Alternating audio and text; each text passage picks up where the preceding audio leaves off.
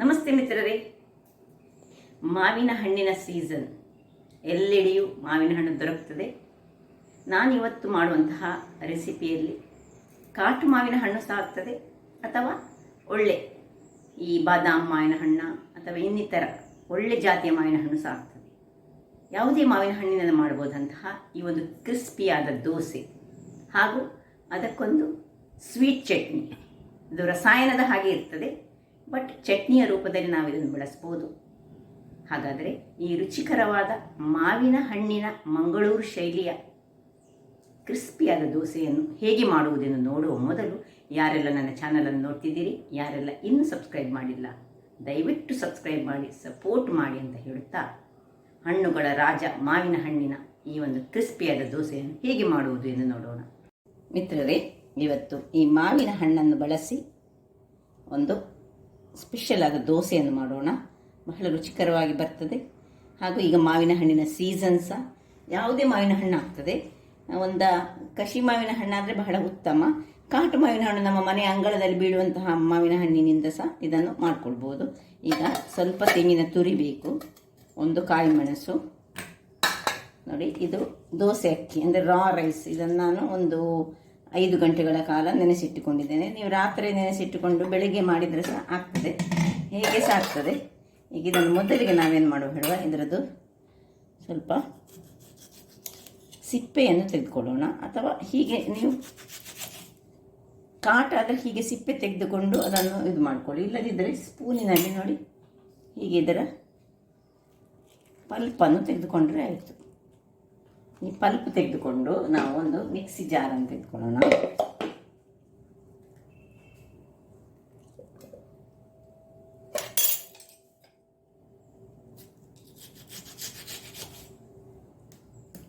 ಎಷ್ಟು ಬೇಕು ಅಷ್ಟನ್ನು ಹಾಕೊಂಡ್ರೆ ಆಯಿತು, ಎಷ್ಟು ಮಂದಿ ಇದ್ದರೆ ಅದರ ಪ್ರಕಾರ. ಒಂದು 4-5 ಮಂದಿಗೆ ಒಂದು ಮಾವಿನ ಹಣ್ಣು ಸಾಕಾಗ್ತದೆ. ಇಷ್ಟಾಗಿ ಅದನ್ನು ಬದಿಗೆ ಇಟ್ಕೊಳ್ಳೋಣ. ಇನ್ನು ಒಂದು ಕಾಯಿ ಮೆಣಸು, ಸ್ವಲ್ಪ ತೆಂಗಿನ ತುರಿ, ಒಂದು ಅರ್ಧ ಬೌಲ್ನಷ್ಟು ತೆಂಗಿನ ತುರಿ, ಇನ್ನು ಈ ರಾ ರೈಸ್, ಸ್ವಲ್ಪ ಉಪ್ಪನ್ನು ಸಹ ಹಾಕೊಳ್ಳೋಣ. ಅದಕ್ಕೆ ಗ್ರೈಂಡ್ ಮಾಡುವಾಗಲೇ ಸ್ವಲ್ಪ ಉಪ್ಪನ್ನು ಹಾಕೊಳ್ತಿದ್ದೇನೆ ನಾನು. ಹಾಗೂ ಸ್ವಲ್ಪ ನೀರನ್ನು ಹಾಕ್ಕೊಂಡು ಇದನ್ನು ನುಣ್ಣಗೆ ರುಬ್ಬಿಕೊಂಡು ಬರ್ತೇನೆ. ದೋಸೆ, ನೀರು ದೋಸೆ ಹೇಗೆ ಮಾಡ್ತೇವೆ ನೋಡಿ, ಅದರ ಟೈಪಲ್ಲಿ ನಾವು ಮಾಡ್ತಿದ್ದೇವೆ.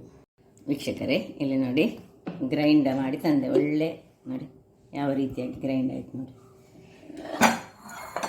ಒಂದು ಪಾತ್ರೆಯನ್ನು ತೆಗೆದುಕೊಂಡು ಅದರಲ್ಲಿ ಶಿಫ್ಟ್ ಮಾಡಿಕೊಳ್ಳೋಣ. ಒಳ್ಳೆ ಗ್ರೈಂಡ್ ಆಗಿದೆ. ಈಗ ಇದಕ್ಕೆ ಸ್ವಲ್ಪ ನೀರನ್ನು ಹಾಕ್ಕೊಂಡು ಇದನ್ನು ಹದ ಮಾಡಿಕೊಳ್ಳೋಣ.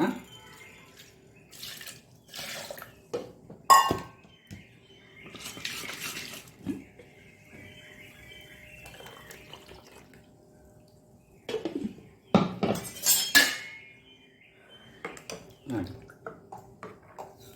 ಇದು ಸಹ ಸ್ವಲ್ಪ ದಪ್ಪ ಆಯಿತು. ಇದು ಖಾರ, ಸಿಹಿ ಮತ್ತು ಸ್ವಲ್ಪ ಮಾವಿನ ಹಣ್ಣಿನ ಹುಳಿ ಎಲ್ಲ ಮಿಕ್ಸ್ ಆಗಿ ಇದು ಇಷ್ಟು ದಪ್ಪ ಬೇಡ. ಇದಕ್ಕೆ ಇನ್ನೂ ಒಂದು ಲೋಟದಷ್ಟು ನೀರು ಹಾಕ್ಕೊಂಡು ನೋಡಿ, ಇದು ದಪ್ಪ ಆಯಿತು. ಇನ್ನು ಸ್ವಲ್ಪ ನೀರನ್ನು ಸೇರಿಸಿ, ನೀರು ದೋಸೆ ಹದಕ್ಕೆ ಬೇಕಿದ್ದು ನೋಡಿ. ಇದಕ್ಕೆ ಬೇಕಿದ್ದರೆ ನೀವು ಒಗ್ಗರಣೆ ಕೊಟ್ಟು ಸಹ ಮಾಡ್ಬೋದು, ಬಹಳ ಒಳ್ಳೆಯದಾಗ್ತದೆ. ಈಗ ನಾನಿವತ್ತು ಪ್ಲೇನಾಗಿ ಮಾಡಿ ತೋರಿಸ್ತಿದ್ದೇನೆ, ಬಹಳ ರುಚಿ ಆಗ್ತದೆ. ದಪ್ಪದ ದೋಸೆ ಮಾಡೋದಾದರೆ ಇದಕ್ಕೆ ಸ್ವಲ್ಪ ಮೊದಲನೇ ದಿವಸ ಮೆಂತೆ ಹಾಕ್ಕೊಂಡು ರಾತ್ರಿ ಕಡ್ದಿಟ್ಟರೆ ಸಹ ಬೆಳಿಗ್ಗೆ ಈ ಪಲ್ಪನ್ನು ಸೇರಿಸಿದರೆ ಆಗ್ತದೆ, ಅದು ಸಹ ಒಳ್ಳೆಯದಾಗ್ತದೆ. ಉದ್ದ ಹಾಕಬಾರ್ದು. ಈಗ ಇಲ್ಲಿ ನೋಡಿ, ಗ್ಯಾಸ್ನಲ್ಲಿ ನಾನೊಂದು ತವವನ್ನು ಇಟ್ಕೊಂಡಿದ್ದೇನೆ. ತವ ಬಿಸಿಯಾಗಲಿ. ಇಲ್ಲಿ ನೋಡಿ, ಕಾವಲಿ ಬಿಸಿಯಾಗಿದೆ. ಅದಕ್ಕೆ ಸ್ವಲ್ಪ ತುಪ್ಪದಲ್ಲಿ ಮಾಡಿದರೆ ತುಂಬ ಒಳ್ಳೆಯದು. ತುಪ್ಪ ಹಾಕ್ಕೊಂಡಿದ್ದೇನೆ, ನೀವು ಎಣ್ಣೆಯಲ್ಲಿ ಸಹ ಮಾಡ್ಬೋದು. ಈಗ ಒಂದು ಸೌಟಿನಷ್ಟು ತೆಗೆದುಕೊಂಡು, ಏನು ಹಳದಿ ಗಿಲ್ದಿ ಏನು ಹಾಕಲಿಲ್ಲ, ಮಾವಿನ ಹಣ್ಣಿನ ಕಲ್ಲರ್ ನೋಡಿ ಹೇಗೆ ಚೆನ್ನಾಗಿ ಬಂದಿದೆ ನೋಡಿ. ಈಗ ಇದನ್ನು ಮುಚ್ಚಿಟ್ಟುಕೊಂಡು 5 ನಿಮಿಷಗಳ ಕಾಲ ಬೇಯಿಸೋಣ. ಇದು ಬೇಯ್ತಾ ಇರುವಾಗ ಇಲ್ಲಿ ನೋಡಿ, ಇದನ್ನು ತಿನ್ನಲಿಕ್ಕೆ ನಾವೊಂದು ಸ್ಪೆಷಲ್ ಆದದೊಂದು ಚಟ್ನಿ ಅಲ್ಲ, ಇದೊಂದು ನಮ್ಮನೆ ರಸಾಯನದ ಹಾಗೆ. ಈಗ ಉಳಿದ ಮಾವಿನ ಹಣ್ಣಿನ ಈ ಗೋಟ್ ಇರ್ತದಲ್ಲ, ಅದರಲ್ಲಿರುವಂತಹ ಇದನ್ನೆಲ್ಲ ತೆಗೆದುಕೊಳ್ಳೋಣ.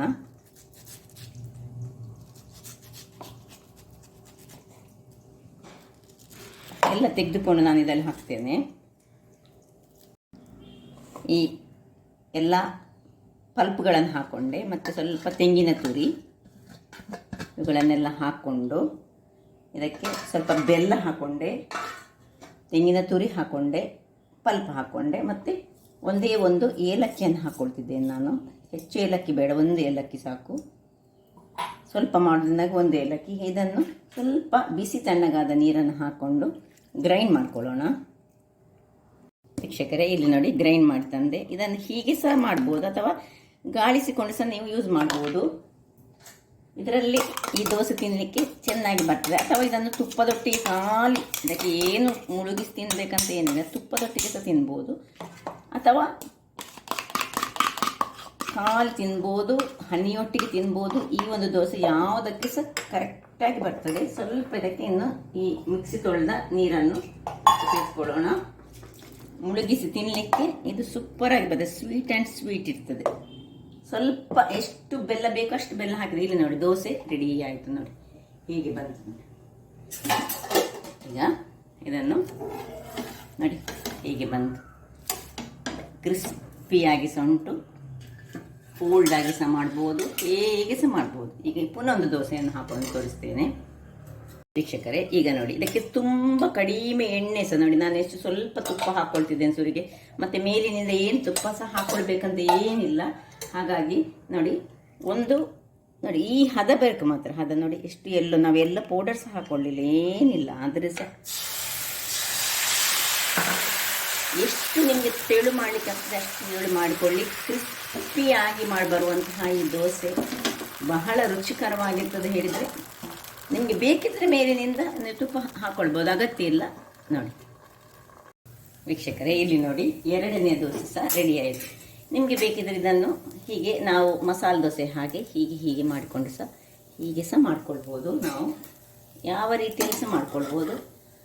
ಈ ರೀತಿಯಲ್ಲಿ ಹೀಗೆ ಸಹ ಮಾಡಿಕೊಂಡು ಸರ್ವ್ ಮಾಡ್ಕೊಳ್ಬೋದು. ಅಥವಾ ನೀರು ದೋಸೆ ಹಾಗೆ ಸಹ ನಾವು ಕಟ್ ಮಾಡಿಕೊಂಡು ಫೋಲ್ಡ್ ಮಾಡಿಕೊಂಡು ಸಹ ಮಾಡ್ಬೋದು. ನೋಡಿದ್ರಲ್ಲ ವೀಕ್ಷಕರೇ, ಯಾವ ರೀತಿಯಲ್ಲಿ ಒಂದು ದೋಸೆಯನ್ನು ತಯಾರಿಸಬಹುದೆಂದು. ನೋಡಿ ಕ್ರಿಸ್ಪಿಯಾಗಿರ್ತದೆ. ಇದನ್ನು ಹೀಗೆ ಇದರಲ್ಲಿ ಮುಳುಗಿಸಿ ತಿನ್ನಲಿಕ್ಕೆ ಅಂತೂ ಸೂಪರಾಗಿ ಬರ್ತದೆ.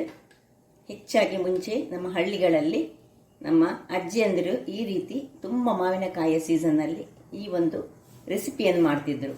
ಇದರೊಟ್ಟಿಗೆ ಇದನ್ನು ಚೆನ್ನಾಗಿ ಹೀಗೆ ಮುಳುಗಿಸಿ ತಿನ್ನೋದು ಹೇಳಿದರೆ ಸೂಪರ್ಬ್ ಆಗಿರ್ತದೆ. ಹಾಗಾದರೆ ನನ್ನ ಈ ಕುಕಿಂಗ್ ಚಾನಲ್ ನಿಮಗೆ ಇಷ್ಟ ಆದರೆ ಬೋಳೂರು ಸುವರ್ಣ ಚಾನಲನ್ನು ಲೈಕ್ ಮಾಡಿ, ಶೇರ್ ಮಾಡಿ ಹಾಗೂ ಸಬ್ಸ್ಕ್ರೈಬ್ ಮಾಡಿ, ಹಾಗೂ ನನ್ನ ಇನ್ಸ್ಟಾಗ್ರಾಮ್ ಪೇಜನ್ನು ಫಾಲೋ ಮಾಡಿ. ಧನ್ಯವಾದಗಳು.